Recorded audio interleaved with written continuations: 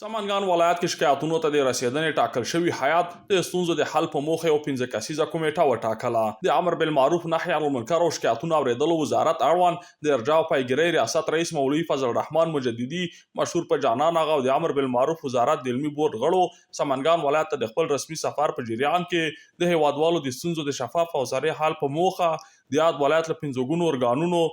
ولایت مقام امنیه قومندانۍ استخباراتو ریاست استناف محکمه او د ملي دفاع وزارت اړوند لوا څخه یو باصلاحیت استازی وټاکه. یک کمیته جور شده، امروز این کمیته تکمیل شد ان شاء الله. این کمیته از 5 اداره که اونا اداره های اول حساب میشن در سطح ولایت، نمبر اول از اونها تشکیل شده که همراه از این هیئت‌های محترمی که از وزارت آمدن همکار باشند در حل قضایا.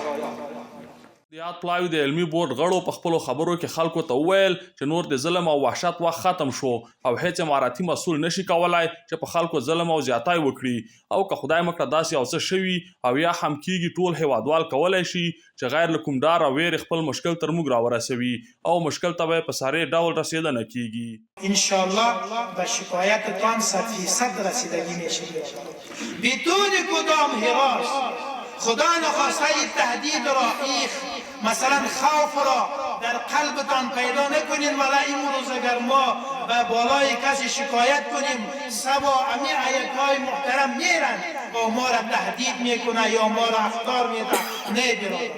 هیچ کسی شما را حق نداره تهدید بده یا شما را اخطار بده، به خاطری که اگر بعد از این خدا نخواسته کسی اگر شما را تهدید و اخطار بده نو باز ما مسئول هستیم. ما به قانون کش میکنیم او را باز ما به نظامی محکمه رای میکنیم اما شخص نظامی را نو بناء از شما تقاضای مایی است به خاطر شکایت شما، به خاطر رسیدگی و بررسی شفاف به شکایت شما ما آمدیم برادران. بلخو بیا د یاد ولایت خلکو له ورغلي حیات څخه د مننې ترڅنګ خوښي وښوده او زیاته یې کړه چې په تېرو 40 کلونو کې زموږ ستونزو ته داسې رسېدنه نه وه شوې چې له موږ سره د مخامخ خبرې او ستونزې مو په شفاف او صریح ډول حل شي.